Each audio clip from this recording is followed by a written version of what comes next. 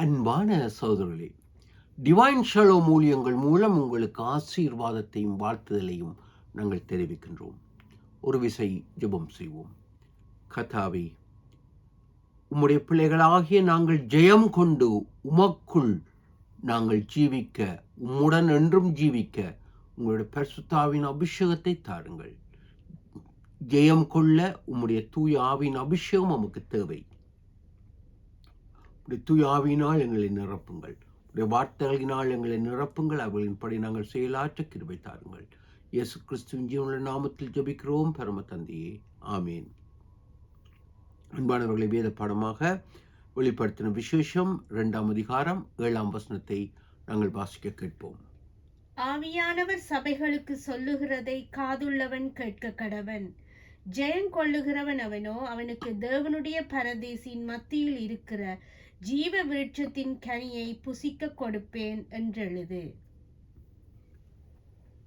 ஆம் அன்பானவர்களே, அழகாக இங்கு கூறப்படுகின்றது. ஜெயம் கொள்கின்றவனுக்கு, எபேசு சபையில் அங்கு ஜெயம் கொள்கிறவனுக்கு பரதீசில் இருக்கின்ற ஜீவ விருட்சத்தின் கனியை புசிக்க கொடுப்பேன். ஜீவ விருட்சம் என்றும் ஆண்டவருக்குள் நித்திய வாழ்வு வாழும் அந்த கனியை புசிக்க கொடுப்பேன் என்பதை தெளிவாக இங்கு கூறப்படுகின்றது. இதை குறித்து தெளிவாக நாங்கள் பார்க்கும் பொழுது இங்கு ஆதிகாமம் 2ஆம் அதிகாரம் 9ஆம் வசனத்திலும் இதே ஜீவ விருட்சம் இருக்கின்றது. ஏதேன் தோட்டத்தின் நடுவிலே ஜீவ விருட்சம் இருக்கின்றது. இன்னும் ஒரு மரமும் இருக்கின்றது, நன்மை தீமை அறியத்தக்க அந்த விருட்சம் இருக்கின்றது. அந்த ஜீவ விருட்சம் அவர்களுக்கு ஆரோக்கியத்தை, நித்திய வாழ்வை அங்கு கொடுக்கின்ற அந்த விருட்சம். அவர்கள் பாவம் செய்ததினால் ஆதாம் ஏவாள் தோட்டத்திலிருந்து புறம்பாக்கப்படுகின்றார்கள். ஆனால் அதே ஜீவ விருட்சம் இங்கு பரலோகத்தில் இருக்கின்றது. யாருக்கு கொடுக்கப்படுகின்றது? ஜெயம் கொள்கின்றவர்களுக்கு இது அழகாக கொடுக்கப்படுகின்றது. அன்பானவர்களே, இங்கே பரதீசில் கொடுக்கப்படுகின்றது கூறும் பொழுது, இங்கு பரதீசு என்பது பரலோகம் அல்ல. பரதீசு என்பது முதலாம் வானம். அங்கு முதலாம் வானம், 2ஆம் வானம், 3ஆம் வானம். அங்கு தேவன் அங்கு வாழும் பரலோகம் முதலாம் வானத்தில் இருக்கின்றது. இங்கு பரதீசு 3ஆம் வானத்தில் இருக்கின்றது என்பதை நாங்கள் வேதத்தில் அநேக ஆதாரங்கள் நமக்கு எடுத்து கூறப்படுகின்றது. பவுல் இதை தெளிவாக கூறுகின்றார். அங்கு 3ஆம் வானம் வரைக்கும் சென்றேன் என்று கூறப்படுவதை நாங்கள் பார்க்கக்கூடியதாக இருக்கின்றது. எனக்கு தெரிந்த ஒரு வயது சென்ற ஒரு மூதாட்டி, அவர் இப்பொழுது இல்லை, என்னுடைய இனத்தவர், அவர் 3ஆம் வானம் வரையும் அவர் செல்பவராக அவர் தனது அனுபவங்களை எங்களுக்கு கூறினார். என்னுடைய பாட்டி, அந்த அனுபவங்கள் இன்று எங்களை ஆவிக்குள்ள நிலைமையில் அது கொண்டு வந்ததை நான் அறியக்கூடியதாக இருக்கின்றது.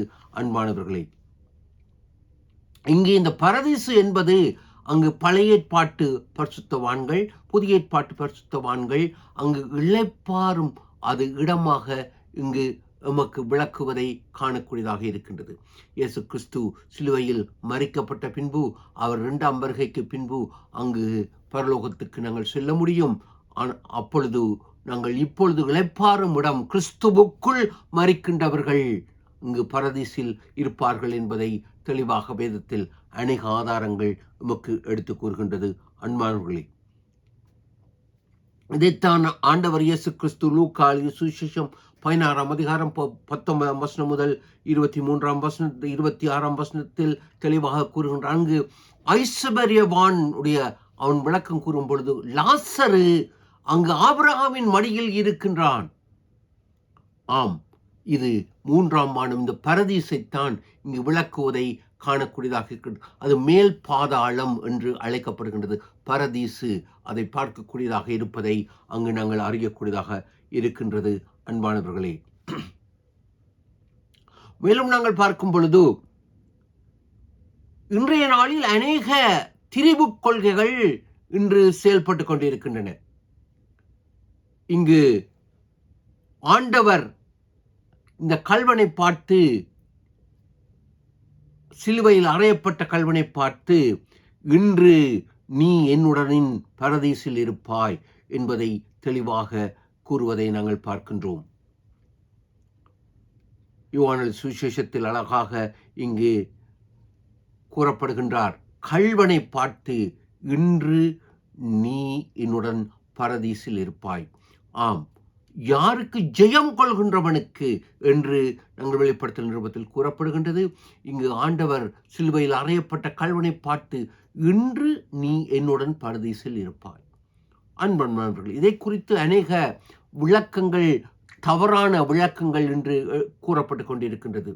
அங்கு கள்வன் ஞானஸ்நானம் எடுக்கவில்லை, திருச்சபைக்கு செல்லவில்லை, அவன் தவறான வாழ்க்கை வாழ்ந்து கொண்டிருந்தான். நாங்களும் ஞானஸ்நானம் எடுக்க தேவையில்லை, திருச்சபைக்கு செல்ல தேவையில்லை. நாங்கள் எப்படிப்பட்ட வாழ்க்கை வாழ்ந்தாலும் பரலோகம் செல்ல முடியும். ஒரு முறை ஞானஸ்நானம், குழந்தை ஞானஸ்நானம் எடுத்து விட்டால் நாங்கள் பரலோகம் செல்ல முடியும் என்ற தப்பான கொள்கைகள் இங்கு கூறப்பட்டு கொண்டிருக்கின்றது. இவை அனைத்தும் திரிபு கொள்கைகள், பிசாசினால் போதிக்கப்படுகின்ற கொள்கைகள் என்பதை நாங்கள் அறியக்கூடியதாக இருக்கின்றது. அன்பானவர்களே, இங்கு யோவான் சுவிசேஷம் 13ஆம் அதிகாரம் 10ஆம் வசனத்தில் அங்கு இயேசு கூறுகின்றார், ஞானஸ்நானத்தை குறித்து கூறும் பொழுது யூதாசை குறித்து இதை தெளிவாக கூறுகின்றார். முழுகினவன் கால்களை மாத்திரம் கழுவினால் போதும். நாங்கள் ஒரு முறை ஞானஸ்நானம் எடுத்து விட்டால் நாங்கள் நீதிமான்கள், பாவிகள் இல்லை. நாங்கள் யாவரும் ரட்சிக்கப்பட்ட பாவிகள். ஆமென். மாணவர்களே, ஒரு பரிசுத்தவானை பார்த்து கேட்ட பொழுது, நீங்கள் ரட்சிக்கப்பட்டீர்களா என்று கேட்ட பொழுது, இரட்சணிய சேனையை உருவாக்கி விதத்தில் அவருக்கு, நான் ரட்சிக்கப்பட்டேன், ரட்சிக்கப்படுகிறேன், ரட்சிக்கப்படுவேன். ரட்சிப்பு என்பது ஒரு தொடர்ச்சியான பரிபூர்ணமான நிலையை அடையும் வரையும் இருக்கும் ஒரு நிகழ்ச்சி. உமக்குள் பரிசுத்த ஆவியானவரின் செயல்பாடு செயல்பட்டு கொண்டிருக்கின்றது. இன்று நாங்களில் யாராவது சொல்ல முடியுமா, நான் ரட்சிக்கப்பட்ட பின்பு எந்த பாவமும் செய்யவில்லை, நான் நீதிமான் என்று? இல்லை. எங்களுக்குள் வரும் பாவ செயல்களை நாங்கள் ஜெபத்தின் மூலம், பரிசுத்த ஆவியானவரின் அபிஷேகத்தின் மூலம் நாங்கள் ரட்சிக்கப்பட்டு கொண்டு நாங்கள் ஆண்டவருக்குள் ஒப்புரவாகி கொண்டிருப்பதைத்தான் இங்கு கூறப்படுகின்றது. இதைத்தான் இயேசு கூறுகின்றார் யோவான் சுவிசேஷம் 13ஆம் அதிகாரம் 10ஆம் வசனத்தில்.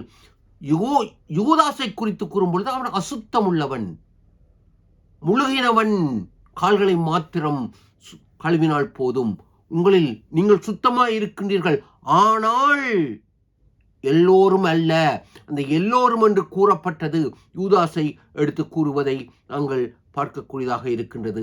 அன்பானவர்களே, இதைத்தான் தெளிவாக தெசலோனிக்கர் நிருபம் 2ஆம் அதிகாரம் 2 தெசலோனிக்கர் 2ஆம் அதிகாரம் 2ஆம் 3ஆம் வசனத்தில் கூறப்படுகின்றது. அங்கு யூதாசை குறித்து, அங்கு பாவம் செய்கின்றவன் அக்கினைக்குள், நரக அக்கினைக்குள் செல்வான் என்பதை தெளிவாக இங்கு கூறப்படுகின்றது. 2 தெசலோனிக்கர் 2ஆம் அதிகாரம் 3ஆம் வசனத்தில் அதை குறித்து நீங்கள் வேதத்தை எடுத்து பாருங்கள். ஆம், இன்று பாவத்தில் தொடர்ந்து இருக்கின்றவர்களுக்குள் நரக ஆக்கினை இருக்கின்றது, பரலோகம் இல்லை என்பதை தெளிவாக அப்போஸ்தலனாகிய பவுல் இதை எடுத்து கூறுவதை நாங்கள் பார்க்கக்கூடியதாக இருக்கின்றது. அன்பானவர்களே, இங்கு நாங்கள் பார்க்கும் பொழுது, இங்கு கள்வனாக இருந்தவன் ஆயினும் அவன் இயேசுவை பார்த்து, ஆண்டவரே, தன்னை ஆண்டவருக்குள் ஒப்புரவாக்கிக் கொள்வதை நாங்கள் பார்க்கக்கூடியதாக இருக்கின்றது. முன்பு அவர்கள் பரியாசம் செய்கின்றார்கள். இங்கு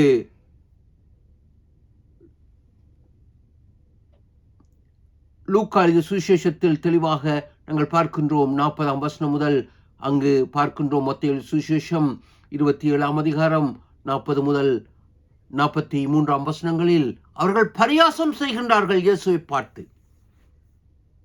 ஆயினும் ஒருவன்,